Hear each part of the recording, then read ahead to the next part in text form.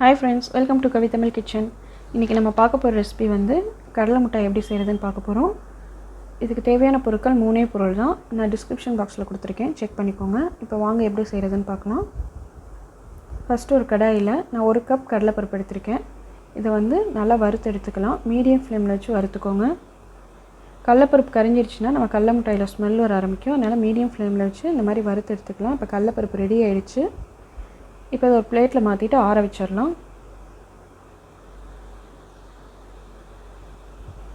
இது நல்லா ஆறுனதுக்கு அப்புறம் தொரலையில எடுத்துட்டு நம்ம புடைச்சு எடுத்துக்கலாம். இப்போ தொரலை புடைச்சு எடுத்ததுக்கு அப்புறம் 1 கப் நான் வந்து கடலை பருப்பு வந்து மிக்ஸி ஜார்ல மாத்தி அரைச்சு எடுத்துக்க போறேன். தண்ணி எல்லாம் எதுவும் ஊத்த வேண்டாம். அப்படியே அரைச்சு எடுத்துக்கலாம். எனக்கு சின்ன மிக்ஸி ஜார் வந்து பத்தாதனால நான் பெரிய ஜார்ல மாத்தி அரைச்சு எடுத்துக்கிட்டேன். இது ஒரு பாத்திரத்துல கொட்டிட்டு அந்த கட்டியெல்லாம் உடைச்சு விட்டு தனியா எடுத்து வச்சிரலாம்.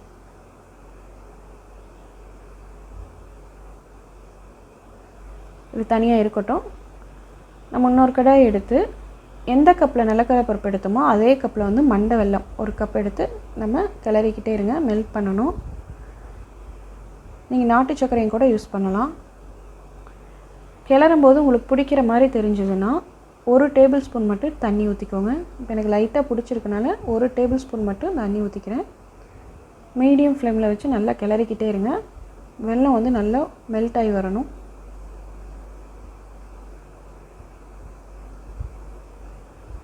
இந்த மாதிரி நல்லா மெல்ட் ஆனதுக்கு அப்புறம் அடுப்பு ஃபுல்லா சிம்ல வச்சிருங்க. ஏனா அடி பிடிக்க ஆரம்பிச்சிரும்.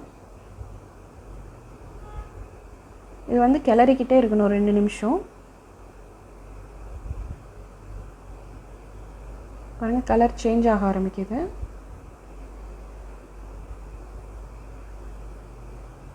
இப்போ பாருங்க கலர் நல்லா சேஞ்ச் ஆயிருக்கு. இது ரெடி ஆயிடுச்சுன்னு நமக்கு தெரியணும்னா நான் ஒரு கப்ல வந்து தண்ணி எடுத்து அதுல ஊத்தி பார்த்தோம்னா பால் ஷேப்ல கையில எடுத்துட்டு அது உடையற மாதிரி வரணும். அந்த மாதிரி வந்ததுன்னா நமக்கு ரெடி ஆயிடுச்சுன்னு அர்த்தம். இது முக்காவாசி ரெடி ஆயிருக்கு. உடையற மாதிரி வரல. முக்காவாசி ரெடி ஆயிருக்கு. இழுக்கிற மாதிரி இருக்கு. முக்காவாசி ரெடி ஆயிருக்கு. இன்னொரு 2 செகண்ட் வந்து கிளறிட்டு திருப்பி ட்ரை பண்ணி பாருங்க பவுல்ல.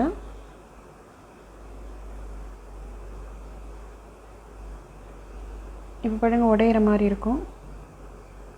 இந்த ஸ்டேஜ் வந்தோனே ரெடி ஆயிடுச்சுன்னு அர்த்தம். இப்போ நம்ம அரைச்சு வச்ச நிலக்கடலை பருப்பை இதல கொட்டி நல்லா கிளறிடலாம். அடுப்பு சிம்லயே இருக்கட்டும்.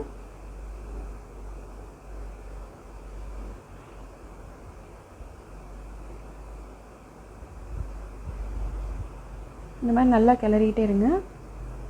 இது கூட இப்போ நான் வந்து 2 டேபிள் ஸ்பூன் நெய் ஊத்த போறேன். நெய் ஊத்தி நல்லா mix பண்ணிக்கலாம்.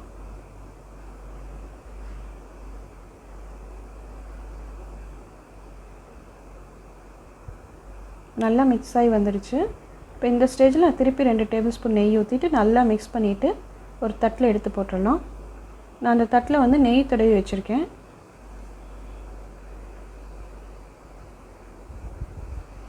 நல்லா mix பண்ணியாச்சு. இப்போ நான் தட்டுல மாத்திக்கிறேன். நெய் தடவுன தட்டுல மாத்திக்கோங்க. மாத்திட்டு இந்த மாதிரி கரண்டியில அமுக்குறதுனா அமுக்கலாம். அப்படி உங்களால அமுக்க முடியலனா ஒரு ஃப்ளாட்டான பாத்திரத்துல அடிப்பகுதியில நெய் தடவிட்டு அதை வச்சு தட்டிக்கலாம். இந்த மாதிரி ஒரு பாத்திரத்தை எடுத்து நல்லா அமுக்கிக்கோங்க. அமுக்கிட்டு நம்ம கட் பண்ண ஆரம்பிச்சிடலாம். லைட்டா சூடு இருக்கும்போதே கட் பண்ணிக்கிட்டோம்னா நமக்கு ஈஸியா இருக்கும். உங்களுக்கு எந்த ஷேப்ல வேணுமோ அந்த ஷேப்ல கட் பண்ணிக்கோங்க.